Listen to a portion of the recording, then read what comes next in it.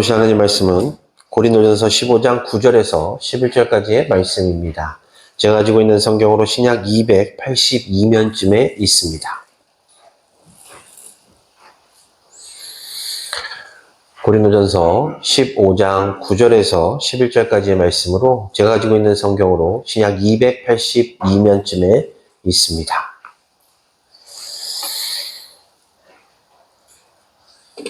우리 찾으셨으면 절수가 짧은 관계로 함께 합독하시도록 하겠습니다.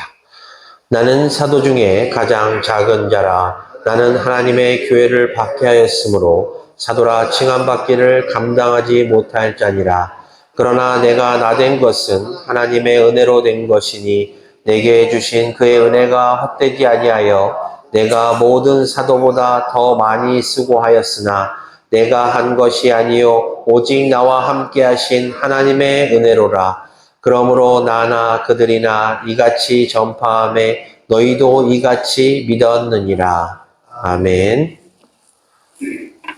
제가 인사드리도록 하겠습니다. 오늘도 복된 주일을 맞이하여 이 예배의 자리에 참석하신 우리 성도님들을 주님의 이름으로 환영합니다. 오늘 하나님께서 우리들에게 주시는 이 말씀을 통해서 은혜 받으시고 또한 교훈을 얻으셔서 온전한 하나님의 자녀요, 예수 그리스도의 제자요, 광음의 성도들로서의 삶의 결단이 있는 시간 되시기를 주님의 이름으로 간절히 축원합니다. 벌써 4월달 마지막 주일이 되었습니다. 이제 다음 주일이 되면 5월달이 시작되는데요. 우리가 2024년을 맞이한 것이 엊그제 같은데 벌써 4개월이라는 시간이 지났습니다. 우리가 지난 4개월 동안 하나님의 은혜 가운데서 어떻게 살았는지를 한번 되돌아보았으면 좋겠습니다. 하나님의 은혜가 아니고서는 우리가 여기까지 올 수 없었음에 감사하시고 또한 하나님께서 우리들에게 늘 베푸시는 그 은혜로 말미암아 우리들이 하나님 뜻 가운데서 좌로나 우로나 치우치지 않고 살 수 있었던 것에 감사하시는 그런 시간 되시기를 다시 한번 간절한 마음으로 소망하며 특별히 오늘 주시는 말씀이 하나님께서 우리들에게 베푸신 그 은혜에 우리가 돌아보는 시간이 됩니다. 따라서 이 시간 주시는 말씀 가운데 하나님의 은혜를 한번 되돌아보시고 그 말씀 가운데서 하나님의 은혜에 감사하시는 시간 되시기를 주님의 이름으로 다시 한번 간절히 축원합니다. 제가 과거에요, 어떤 책을 하나 읽었는데 그 책에 이런 내용이 나오더라고요. 그 책 내용부터 좀 말씀을 드리도록 하겠습니다. 유럽에 있는 한 사람이 있었어요. 근데 이 사람은 자신의 삶의 목표가 이것도 아니고 저것도 아니고 그저 그냥 하루하루를 살아가는 사람이었습니다. 그런데 물려받은 재산이 많아요. 그러다 보니까 돈은 많은데 그 돈을 쓰는 재미조차도 흥미조차도 잃고 삶을 무의미하게 살아가고 있던 도중에 어느 날 우연히 이 골동품 그리고 그런 좀 귀한 물건들을 수집하는데 눈을 뜨게 됩니다. 그 다음부터 이 사람은 집착하듯이 전 세계에 있는 좋은 소문난 골동품이 있다라면 어느 곳이든지 찾아가서 그 골동품을 사서 모으는 그런 취미가 생겨버린 거예요. 그래서 이제 이 사람이 취미가 수집이 되어버렸기 때문에 아무리 많은 돈이 든다 할지라도 어디든지 가서 그 물건들을 수집해오고 또한 더 많은 돈을 요구하면 자신의 땅을 저당 잡혀서라도 그 물건을 사올 정도로 이제 수집에 집착하던 사람이었습니다. 근데 어느 날 이 사람이 집에서 잡지를 보고 있었는데 한 아주 왕실에서 쓰던 유명한 그리고 귀한 도자기를 보게 된 것이에요. 이 사람이 이 도자기의 그림을 본 순간 눈이 번쩍 뜨이면서 내가 반드시 이거를 가져야만 되겠다라는 결심을 하게 됩니다. 그래서 이 도자기를 따라서 전 세계를 4바퀴 정도 여행을 해요. 이 도자기를 구하기 위해서. 그런데 이 도자기가 어디로 갔는지 행방이 묘연한 거예요. 이 사람은 이 도자기에 대한 생각으로 시름시름 병을 앓기 시작합니다. 갖고 싶은데, 소유하고 싶은데 갖지 못하고 어디 있는지조차 알 수 없기 때문에 시름시름 병을 앓던 도중에 어느 날 우연히 이 사람이 다른 잡지책을 보던 도중에 이 도자기에 대한 내용이 나온 거예요. 그래서 이 도자기가 어디로 갔을까? 이 도자기를 가진 사람은 누굴까? 라고 그 잡지를 읽다 보니 놀랍게도 이 도자기를 가진 사람은 바로 자기 자신이었습니다. 다시 말해서 이 사람은 이 도자기를 자신이 소유하고 있었음에도 불구하고 자신의 장식장에 가지고 있었음에도 불구하고 그것은 까마득하게 잊어버린 채 이 도자기를 찾아서 많은 시간과 많은 돈과 많은 열정을 쏟아 부었던 것입니다. 사랑하는 성도 여러분, 저는요, 이 책을 읽고 나서 이런 생각을 했습니다. 내가 아무리 가지고 있다 할지라도 그 가지고 있는 것을 온전히 기억하고 온전히 상기하지 못한다면 내가 가지고 있다 한들 그 물건이 무슨 소용이 있겠는가? 그리고 또한 내가 가지고 있는 물건에 대해서 내가 이 물건의 가치를 모른다면 이 물건이 과연 나에게 무슨 소용이 있겠는가라는 생각을 했었습니다. 우리가요, 신앙생활을 하면서 가장 중요한 것이 뭐라고 생각하세요? 우리가 신앙생활을 하면서 가장 중요한 것은요, 바로 믿음입니다. 우리 눈에 보이시지 않지만 하나님께서 우리와 함께 하시고 주 예수 그리스도께서 우리의 죄 때문에 십자가 보혈의 공로를 허락해 주심으로 말미암아 우리가 구원을 얻었다라는 이 온전한 믿음. 그리고 이 믿음을 통해서 우리가 하나님의 자녀로서의 삶을 살아가는 가운데 하나님께서 우리를 지켜주시고 보호하여 주시고 또한 우리들의 부족한 것을 채울 수 있도록 베푸시는 그 은혜가 바로 우리들의 신앙생활에 있어서 가장 중요하다라고 저는 생각을 합니다. 그런데 어떤 그리스도인들은요, 하나님께서 우리들에게 베푸시는 그 은혜가 진정 우리들에게 있어서 감사함으로 그것들을 받아야 된다라는 인식을 하지 못하는 분들도 계십니다. 그냥 하나님께서 계속 우리들에게 베푸시는 그 은혜가 당연하다는 듯이 그 은혜를 받고 있다라는 것이에요. 그러나 우리는 분명히 기억해야 됩니다.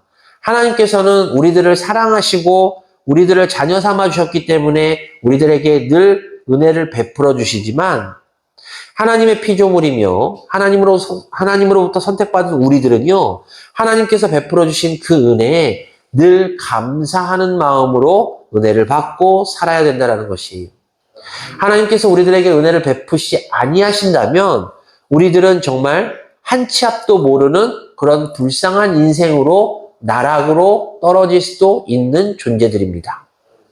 그런데 하나님께서 은혜를 베푸셔서 구원도 주시고 또한 우리들의 일거수일투족을 보시면서 피할 길과 이길 힘도 주시기 때문에 우리들은 살아갈 수 있는 것이요, 밝은 날을 맞이할 수 있는 것이요, 가족들과 함께 기쁘게 신앙생활하며 삶을 살아가는 존재라는 것이에요.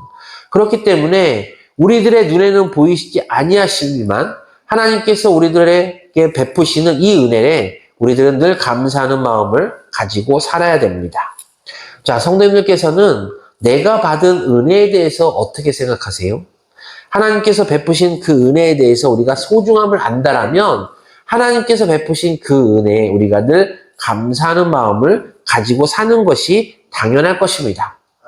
그런데요, 만약에 하나님께서 베푸시는 그 은혜에 대해서 우리가 세상 사람들이나 아니면 다른 사람들처럼 당연하다고 여기게 되는 순간 우리들은요, 그것들에 대해서 고마움을 느끼지 못하게 될 것이에요. 제가 지난번에 한 다큐멘터리를 봤어요. 다큐멘터리를 보다 보니까 이 물고기들에 대한 얘기가 나오더라고요. 근데 한 어류학자가 말하기를 물고기의 지능은 0.3밖에 안 돼서 기억력이 3초밖에 안 된대요. 그래서 내가 미끼를 물어서 낚싯바늘에 코가 껴서 끌려 올라오다가 이렇게 저렇게 해가지고 다시 낚싯바늘에서 분리가 되어서 도망간다 할지라도 조금 있다가 다시 그 미끼에게로 와서 그 미끼를 먹으려고 하다가 낚싯줄에 걸리는 그런 행동을 반복한다라는 그런 다큐멘터리를 제가 본 적이 있습니다. 그래서 저는 그런 생각을 해봤어요. 그렇다면 과연 우리의 영적인 지능은 얼마나 될 것인가? 성도님들께서도 혹시 그런 생각 해보신 적 있으세요? 내가 영적으로 얼만큼 지능을 가지고 있는 것인가? 우리 하나님께서는 우리가 잘 알고 있는 대로 에베네셀의 하나님, 임마누엘의 하나님, 그리고 여호와 이레의 하나님이십니다. 따라서 우리는 지금까지 하나님의 은혜로 살아왔고 앞으로도 하나님의 은혜 가운데서 살 사람들이에요. 그렇기 때문에 결국 우리는 하나님의 은혜 가운데서 이 땅에 태어났고 하나님의 은혜 가운데서 살다가 하나님의 은혜 가운데서 다시 하나님께로 가는 존재다라는 그런 결론이 나오게 됩니다. 그냥 하나님의 은혜 가운데 사는 거예요. 그런데 우리가 하나님의 은혜를 얼마나 기억하면서 사느냐라는 문제인 거예요. 하나님께서 우리들에게 한량없는 은혜를 베풀어 주셨고요. 지금도 베풀어 주고 계시지만 우리는 그 은혜를 순간순간 잊어버리고 살기 때문에 문제가 되는 것이에요. 오늘 본문 10절을 보면요. 사도 바울은요. 이 10절 말씀 가운데 은혜라는 단어를 무려 3번이나 씁니다. 그러므로 이 한 가지만 보더라도 이 사도 바울이 이 하나님께서 베풀으신 그 은혜에 대해서 얼마나 깊게 생각하고 그 은혜가 아니면 내가 살아갈 수 없는 존재라고 고백하고 있는지 우리는 이 본문 10절의 말씀을 통해서 느낄 수가 있어요. 이 은혜라는 단어를 사전에 찾아보면 이렇게 나오더라고요. 첫 번째가 남에게서 받은 고마운 혜택. 그리고 두 번째가 기독교에서 하나님이 인간에게 베푸는 사랑. 이렇게 나오더라고요. 이처럼 이 은혜라는 단어는요, 우리가 일반적으로 쓰는 단어일 수도 있으나 분명한 것은 기독교적인 단어라는 거예요. 따라서 우리들의 입에서 이 은혜라는 표현, 그리고 감사라는 표현들이 늘 함께 같이 나와야 될 것입니다. 일반적으로 사람들은 이 은혜라는 표현을 잘 안 써요. 언제 은혜라는 표현을 쓰죠? 보통 5월 달에 많이 쓰잖아요. 어버이 은혜, 스승의 은혜. 이런 식으로 5월 달에는 은혜라는 표현을 많이 쓰지만 평상시에는 은혜라는 표현을 잘 안 쓰는 것 같아요. 근데 사실 아까 말씀드린 대로 이 은혜라는 단어는 어떻게 보면 기독교적인 용어고 단어예요. 하나님의 사랑을 받을 수 없는, 하나님의 사랑조차 받을 자격이 없는 사람이 하나님의 은혜를 받게 되었으니 이 얼마나 큰 은혜이겠습니까? 예를 들어서요, 우리가 성경에 나와 있는 대로 집 나간 탕자가요, 자신의 재산을 모두 다 허비했어요. 그리고 집으로 돌아올 때 그 아버지가 그 탕자를 받아 주었습니다. 아버지의 은혜가 아니고선 그 아들은 집에 들어올 수 없는 조건이었지만 아버지는 아들을 사랑한 나머지 다시 받아들였던 것입니다. 이것이 바로 아버지의 은혜잖아요. 예수님께서 영원히 죽을 수밖에 없는 우리들, 죄인들을 위해서 십자가 보혈의 공로를 허락해 주셨고 보혈을 흘려주심으로 말미암아 우리가 구원을 받았습니다. 이 얼마나 큰 하나님의 크신 은혜요, 예수 그리스도의 크신 은혜가 아닐 수 없겠습니까? 그래서요, 신학자 칼 바르트란 사람이 이런 얘기를 했었어요. 은혜란 그럼에도 불구하고라는 말이며 본질적으로 공으로 없이 값없이 주어지는 것이라고 그렇게 이야기를 했습니다. 사랑하는 성도 여러분, 성도님들께서는 하나님의 은혜를 얼마나 체험하며 살고 계시나요? 눈도 보이지 않고 귀도 들리지 않고 말도 할 수 없었던 삼중 장애를 가졌던 여인, 이 헬렌 켈러가 이런 말을 합니다. 이 헬렌 켈러 말기, 이제 헬렌 켈러가 나이를 한참 먹고 나서 기자가 이런 질문을 해요. 이런 육체적 고통과 함께 한평생을 살아왔는데 당신은 하나님을 원망해 본 적이 있습니까? 라는 질문을 합니다. 그때 헬렌 켈러 여사가 이런 대답을 해요. 제가 하나님으로부터 받은 은혜만 헤아리는데도 시간이 걸리는데 어떻게 하나님을 원망하는데 시간을 버릴 수 있겠습니까? 그저 감사하고 그 은혜를 기뻐하는 것만으로도 저는 시간이 부족합니다. 라는 그런 인터뷰를 한 적이 있습니다. 사랑하는 성도 여러분, 하나님의 은혜를 체험하고요, 하나님의 은혜를 감사하는 사람은 하나님을 원망할 시간조차 없다라고 이렇게 고백합니다. 그런데 많은 그리스도인들이 그런 삶을 살지 못해요. 내가 하나님께 온전히 바라고 원하고 기도하고 하나님께 열심으로 헌신했다 생각하면서 내가 하나님께 바라는 것이 응답되어지지 않을 때 우리들은 하나님의 은혜에 감사하기보다는 종종 하나님을 원망할 때가 분명히 있습니다. 그런데 우리가 바라고 원하는 것이 이루어지지 않을 때, 그리고 또한 내가 힘들고 어렵다 할지라도 조금 전에 말씀드린 그 헬렌 켈러 여사처럼 삼중고, 눈이 보이지 않고 듣지도 못하는 이런 여인의 그 삼중고에 비하면 우리들은 행복한 거 아니겠습니까?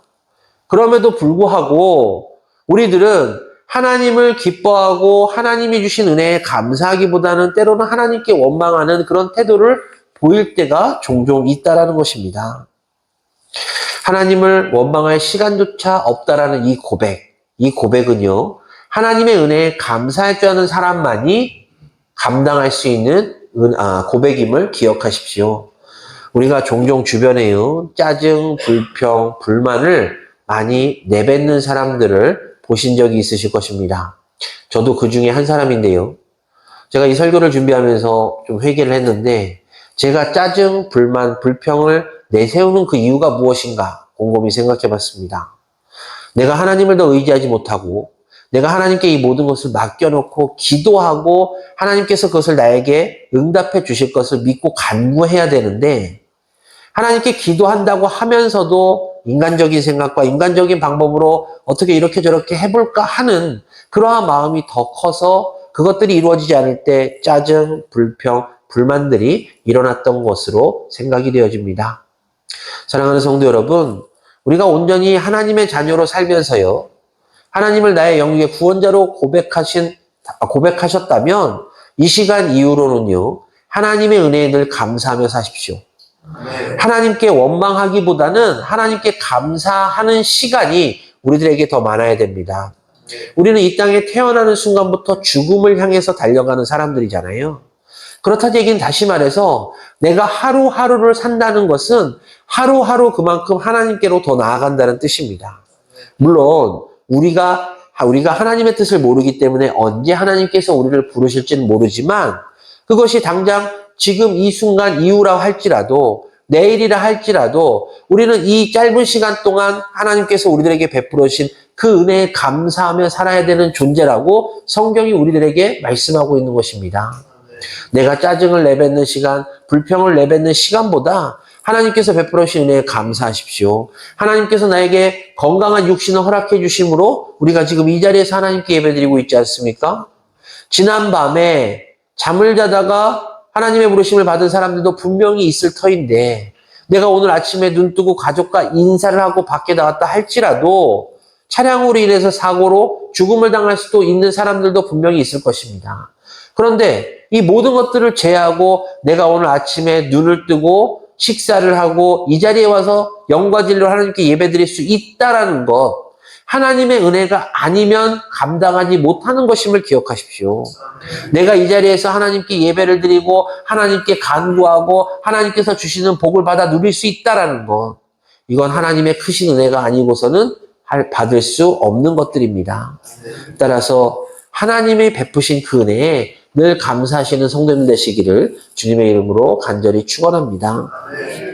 그리고 하나님께서 베푸신 그 은혜를 우리가 잘 이해하고 그것들을 알게 되는 순간 우리는 많은 것들을 얻게 돼요. 그 중에 하나가 무엇이냐면 참 내가 많은 것을 가졌구나 라는 것을 알게 됩니다. 우리가 보통 사람들의 눈과 그리스도인의 눈의 차이점이 뭔지 아세요? 보통 사람들은 내가 많이 갖지 못한 것을 봅니다. 즉 다시 말해서 남이 많이 가진 것만을 봐요. 그런데 그리스도인들은요, 남이 많이 가진 것보다는 내가 가진 것을 더 보게 됩니다. 하나님이 나와 함께 하셔.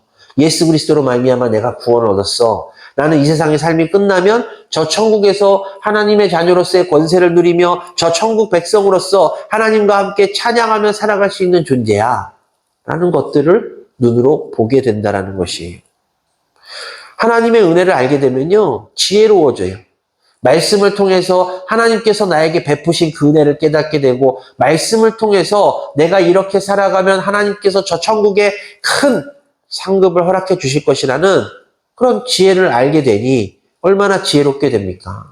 그런데 하나님을 알지 못하는 사람들은 하나님의 은혜가 무엇인지도 알지 못하다 보니 이 세상적인 것, 유한적인 것, 썩어질 것들만 눈에 보이게 되는 것이. 저는요, 사람들이 더라는 단어에 속고 있다라고 생각합니다.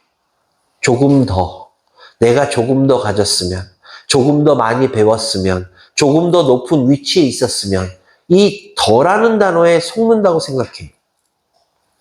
우리들의 삶은요, 이미 하나님이 베풀어 주신 그 은혜로 말미암아 사는 존재들이기 때문에 더는 필요 없습니다. 지금의 삶에 만족하면 돼요.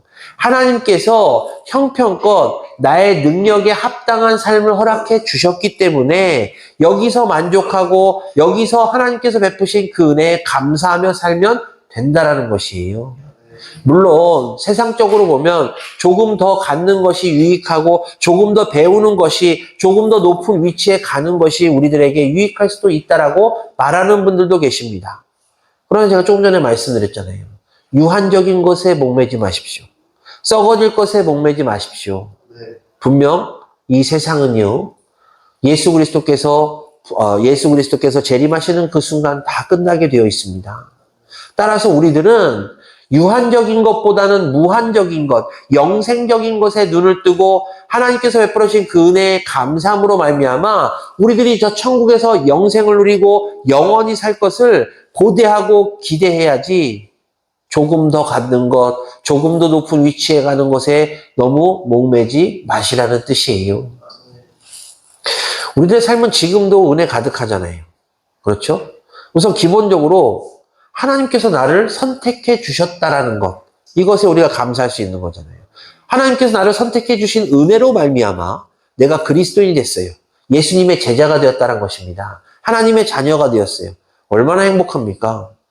하나님을 알지 못하고 예수 그리스도를 알지 못하는 사람들은 이 세상에 끝나면 끝인 걸로 알고 이 세상을 집착하고 이 세상에서만 살려고 어떻게든지 아둥바둥 하는데 우리들은 어찌 보면 이 세상에 대해서 자유롭고 여유로울 수 있으니 얼마나 큰 은혜입니까? 지금 나된 것은 하나님의 은혜입니다.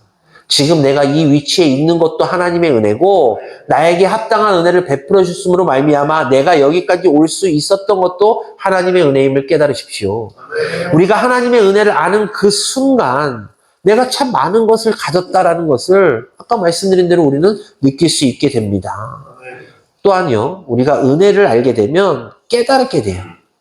미련한 사람들은 깨달음이 없잖아요. 깨달음이 없기 때문에 감사함도 없고 깨달음이 없기 때문에 감사함이 없으니 헌신, 봉사, 희생이 있을 수가 없어요. 그런데 만약에 우리가 그 은혜를 알게 되잖아요. 그러면 깨달음을 얻게 되고 하나님께서 나를 위해서 예수 그리스도를 보내셨구나 라는 그 깨달음을 얻는 순간 우리는 하나님께 감사하는 마음을 갖게 됩니다. 또 하나님께 감사하는 마음을 갖게 되는 순간 예수 그리스도를 머리로 세운 이 교회에 헌신하고 순종하고 봉사할 수 있게 되는 것이. 기억하십시오.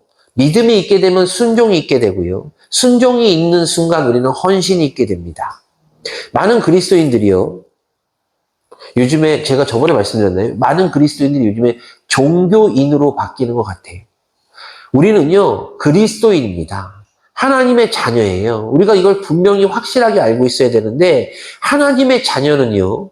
하나님의 일에 열심을 내어 참여하는 사람입니다. 종교인은요. 자신이 갖고 있는 그 종교에 매진하는 사람이에요. 물론 어떤 사람들은 이 기독교도 종교라고 해요. 맞습니다. 종교. 그런데 살아있는 종교냐 죽은 종교냐 우리는 이걸 분명히 해야 된다는 것이에요. 살아계신 하나님 그리고 이제 재림하실 예수 그리스도 다 살아계신 분들이잖아요. 우리가 그분들을 믿고 있다는 것은 즉 살아있는 종교를 믿고 있기 때문에 우리들은 이 세상에 겁날 것이 없는 존재들이에요. 그런데 죽은 종교의 창시자들이 죽어서 무덤이 있거나 종교의 창시자들이 더 이상 뭐 어떻게 할 수 없는 그런 종교 그렇게 우리가 나눌 수 있는데 많은 그리스도인들이 그리스도인의 삶을 살지 못하고 종교인으로 바뀌어가는 모습을 볼 때 참 안타깝다라는 생각이 듭니다. 예배 1시간 드리는 걸로 만족해요. 내가 이 예배 1시간으로 내가 하나님께 영광을 돌렸으니 나는 이제 할 거 다 했다. 그러니 한 주간 내가 세상에 나가 산다 할지라도 다음 주 이 시간 예배에 참석해서 내가 기도할 때 회개 기도하면 하나님께서 용서해 주실 것이고, 내가 이 예배에 참석함으로 인해서 하나님께서 내 예배를 받아주실 것이기 때문에 나는 아무런 문제가 없다라고 생각하는 자기중심적인 종교인의 모습으로 바뀌어간다는 것입니다. 근데 우리는 분명히 기억해야 돼요. 하나님께서 우리에게 말씀을 왜 주셨을까요? 성경을 왜 주셨을까요? 바로 이 말씀을 통해서 은혜를 받게 하시고, 말씀을 통해서 깨닫게 하시고, 말씀을 통해서 하나님의 자녀가 어떻게 살아가야 될 것인지, 예수 그리스도의 제자가 어떤 삶을 살아가야 될 것인지, 이 말씀을 통해서 우리들이 성령을 우리 마음속에 모시고 어떤 삶을 통해서 하나님께 영광을 올려야 될 것인지를 알려주기 위함 아니겠습니까?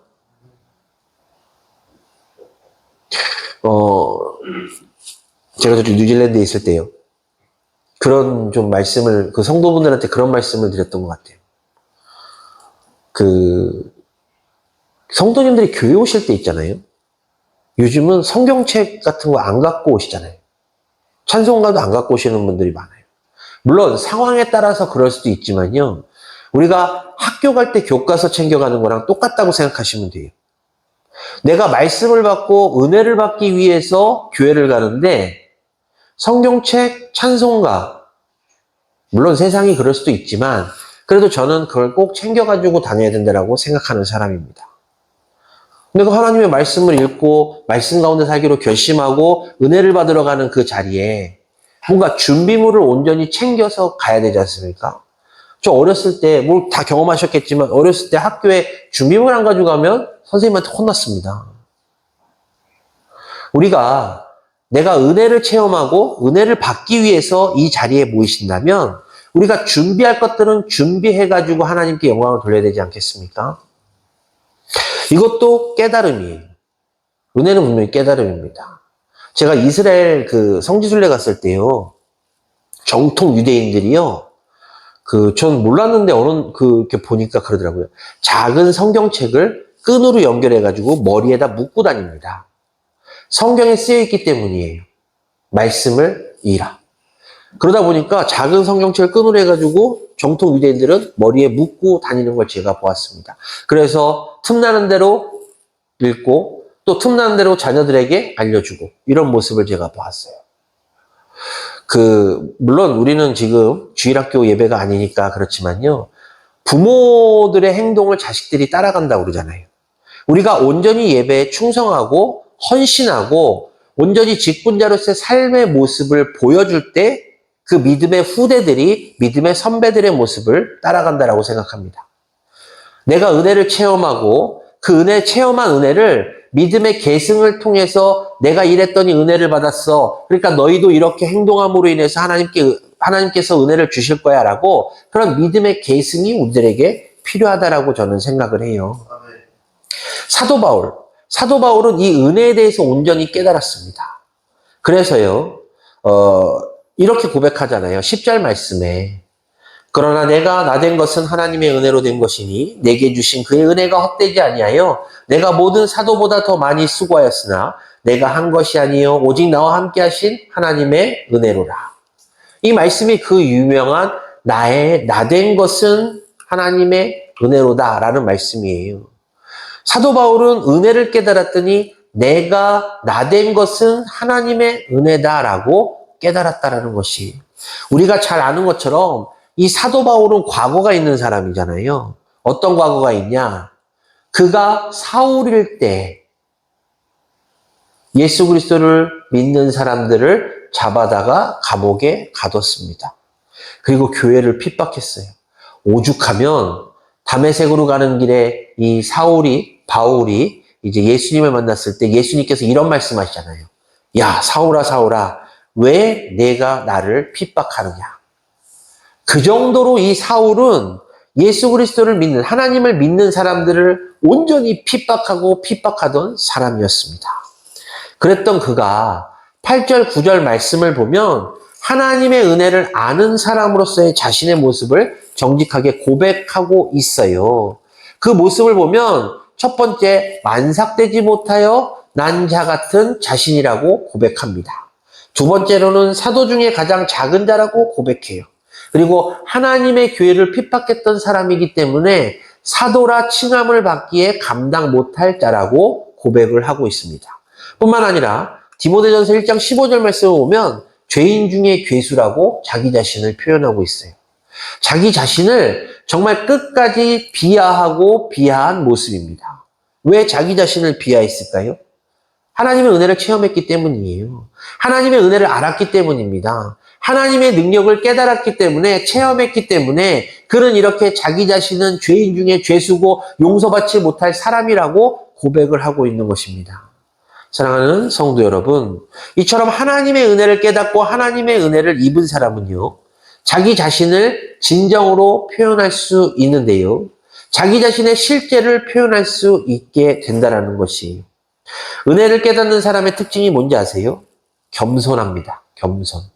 교회에서도 겸손하고 밖에서도 겸손합니다. 교회에서요, 어깨에 힘주신 분들도 종종 볼 때가 있었어요. 지금 우리 교회에 계시다는 게 아니고요, 과거에 볼 때가 있었다는 것입니다. 그런데요, 우리가 한 가지 알아야 될 것은, 내가 어깨에 힘을 준다 한들 하나님께서 은혜를 베푸시지 아니했더라면 과연 그분의 어깨에 힘이 들어갈 수 있었을까라는 것이, 하나님께서 은혜를 베풀어 주셨기 때문에 그분이 거기까지 올라갈 수 있었다라는 것이, 그렇다면 베풀어 주신 하나님의 은혜에 감사함으로 더욱더 겸손하고 낮아져야 되지 않겠습니까? 우리가 교회에서 아무리 어깨에 힘이 들어가고 큰 소리 치는데 무슨 소용이 있겠습니까? 나중에 천국에 들어갔을 때 거기서도 내가 정말 하나님의 은혜 가운데서 열심히 살았고 최선을 다해 살았고 하나님의 말씀 가운데 살았기 때문에 하나님께 칭찬받고 그때 어깨가 올라가면 몰라도 지금 이 세상을 사는 동안 여기서 어깨가 올라간들 무슨 소용이 있겠냐는 말씀입니다. 하나님의 은혜를 체험한 사람은 분명 겸손해집니다. 사도 바울 보십시오. 나의 나된 것은 하나님의 은혜다라고 고백하지 않습니까? 사도 바울이 얼마나 많이 배운 사람이에요. 사도 바울의 가문이 어마어마한 사람입니다. 사도 바울은 그 당시에 시민권, 로마의 시민권을 가진 사람이에요. 아무도 함부로 할 수 없었던 그런 사람이 자기 자신을 끝까지 비하했던 그 이유, 바로 은혜를 깨닫고 은혜를 체험했기 때문입니다. 그렇기 때문에 우리들도요, 혹시 우리 이 자리에 계신 성도님들 가운데서 내가 진정 사도 바울과 같은 은혜를 체험하신 분이 계시다면 이러한 사도 바울과 같은 신앙 고백이 입에서 나오실 줄 간절한 마음으로 축원합니다. 오늘날 현대사회는 자기 자신을 자랑하잖아요. 자신의 의의를 내놓기를 좋아합니다. 하지만 분명한 것은 하나님의 온전한 자녀라면 겸손하고 말씀 가운데 거하는, 그리고 하나님의 은혜를 깨닫고 은혜에 감사하는 삶을 살아가는 사람인 것입니다. 고린도전서 15장 10절 하반절을 보면 내게 주신 그의 은혜가 헛되지 아니하여 내가 모든 사도보다 더 많이 수고하였으나 내가 한 것이 아니요 오직 나와 함께 하신 하나님의 은혜로라 라고 말씀하고 있어요. 여기서 이 수고라는 단어가 좀 흥미롭는데요. 코피아오라는 그런 헬라어를 썼어요. 이 뜻이 무엇이냐면요, 탈진할 정도로 열심히 노력한다는 것입니다. 사도 바울은 정말 예수 그리스도를 만난 이후 하나님의 은혜를 체험하고 하나님의 은혜를 안 이후부터 자신의 목숨을 초계같이 여겨가며 복음을 증거했음을 기억하십시오. 사도 바울이요, 탄 배가 난파의 위험성도 있었지만 복음을 증거했습니다. 이방인들에게 죽임을 당할 수 있었지만 그는 복음을 증거했어요. 같은 동족들에게 핍박을 당했지만 그는 복음을 증거했습니다. 그 이유는 하나님의 온전한 은혜를 깨닫고 체험했기 때문입니다.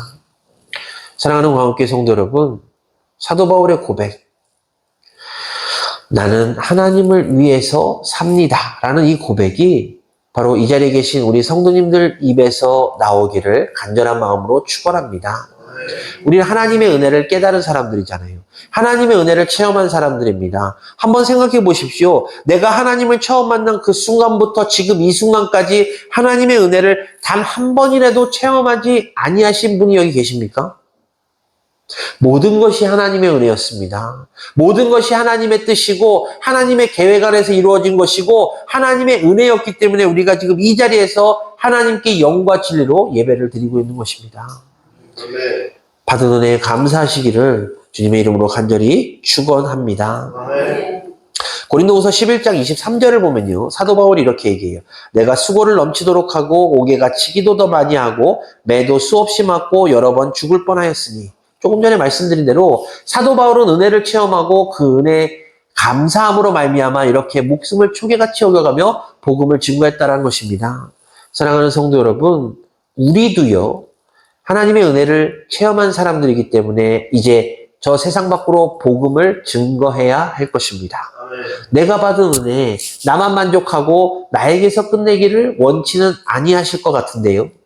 그렇기 때문에 우리는 나와 내 가족과 그리고 내 주변에 있는 모든 사람들이 하나님의 은혜로 말미암아 다 천국 갈 수 있도록 복음을 증거하는 일에 힘써야만 할 것입니다. 아멘. 로마서 14장 7절에서 8절 말씀을 사도 바울이 이렇게 표현하는데요. 삶의 목적이에요. 우리 중에 누구든지 자기를 위하여 사는 자가 없고 자기를 위하여 죽는 자도 없도다. 우리가 살아도 주를 위하여 살고 죽어도 주를 위하여 죽나니 그러므로 사나 죽으나 우리가 주의 것이로다. 그렇습니다. 우리는 살아도 주를 위해 살아야 되고 죽어도 주를 위해 죽어야 되는 사람들이에요. 그 이유는 하나님께서 우리들에게 베푸신 은혜가 있기 때문입니다. 아멘. 우리가 전래동화 같은 거 보면 은혜 갚은 뭐 이런 거 있잖아요. 은혜 갚은 호랑이, 은혜 갚은 뭐 짐승 이런 것들 있잖아요. 짐승들조차 자신이 받은 은혜를 갚습니다. 우리는 사람들이에요. 우리는 하나님의 자녀들이에요. 하나님께서 우리들에게 베풀어 주신 그 은혜에 당연히 감사하고 그 은혜에 보답해야 되지 않겠습니까? 그런데 하나님께서 당신이 주신 그 은혜에 보답하는 것에 대해서 재물을 원하십니까? 권력을 원하십니까? 그런 거 아니잖아요. 하나님께서 우리들에게 베푸신 그 은혜에 바라시는 건 받은 은혜에 감사하고 그 받은 은혜에 감격해서 하나님께서 우리에게 원하고 바라시는 그 삶을 살아가는 것이요. 예수 그리스도의 제자답게 복음을 증거하고 복음을 감당하고 맡은 바 직분에 충성을 다해 사는 삶을 보여주기를 원하시는 것입니다. 저는 이 자리에 계신 우리 성도님께 간절한 마음으로 부탁을 드립니다. 우리들의 삶을 돌아보십시오. 우리들은 지금까지 하나님의 은혜 가운데 살아왔습니다. 그리고 앞으로 하나님의 부르심을 받는 그 순간까지 우리들은 하나님의 은혜 가운데서 살게 될 것입니다. 받은 은혜 꼭 기억하십시오.